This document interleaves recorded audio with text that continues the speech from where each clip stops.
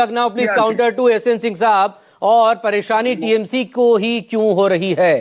आप तो लगातार सत्ता में वहां पर बने हुए हैं।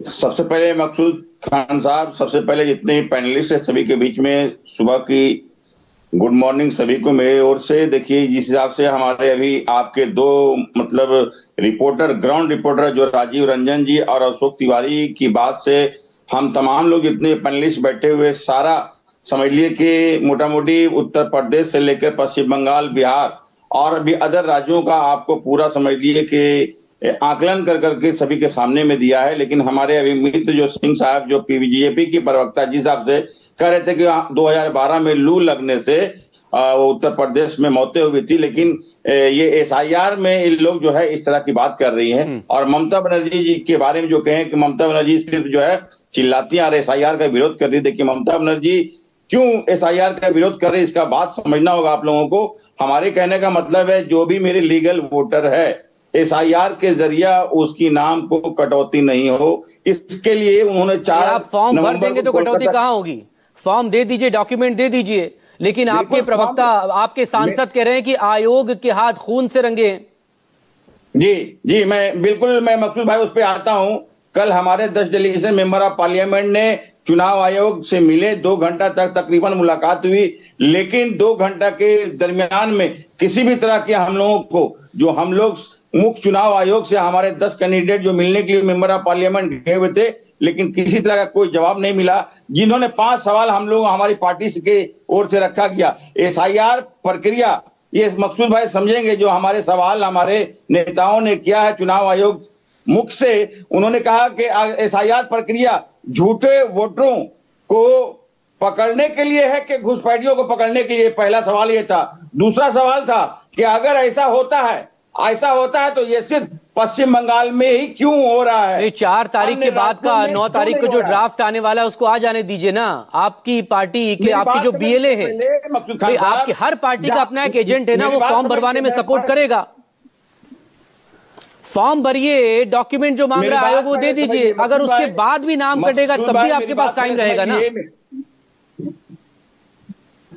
देखिए, जिस हिसाब से चुनाव आयोग काम कर रहे हैं, पक्षपात का काम कर रहे हैं, वो ऑटोनोमस बॉडी है, लेकिन कहीं न कहीं ये पक्षपात की बात कर रहे हैं और भारतीय जनता पार्टी के इशारे पर काम कर रही है। ये समझिए निष्पक्ष होना चाहिए, लेकिन निष्पक्ष नहीं, ये समझिए किसी का आपकी सरकार, आपकी सरकार और राज्य के कर्मचारी तो इसमें शामिल है इस प्रोसेस में।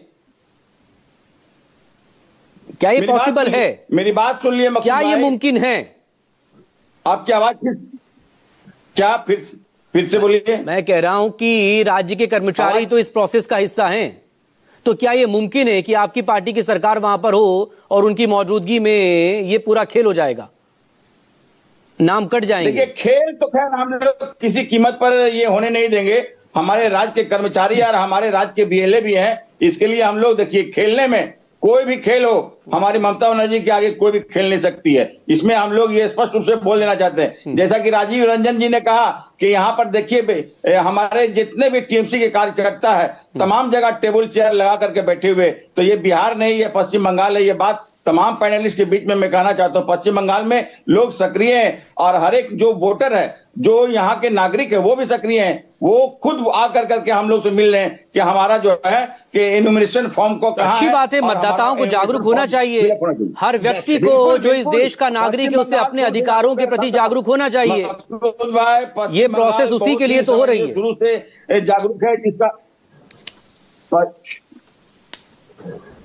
देखिए, कहीं ना कहीं ये जो है भारतीय जनता पार्टी ममता बनर्जी से इतनी घबराई हुई है कि ममता बनर्जी यहाँ 2021 में इन्होंने कहा था कि अब की बार 200 के पार, यहाँ 1 से 1.5 करोड़। आप बताइए मकसूद भाई, हमें ये बात समझ में नहीं आ रही है, जब इनके पास में अभी तक कभी चल रहा है, ये आपका डर है ना। ठीक है, आप प्लीज बने रहेगा। नाउ कीर्ति निधि पांडे जी, बिल्कुल नहीं डर। पांडे जी, चुनाव आयोग ने साफ कह दिया पॉलिटिकल पार्टी से, क्योंकि लगातार विपक्षी जो पार्टियां हैं उनके अपने सवाल है, उनका अपना डर है और उनके बहुत से आरोप है कि राजनीतिक बयानबाजी आपका अधिकार है, लेकिन चुनावी प्रक्रिया से संबंधित अफवाहें आप ना फैलाएं।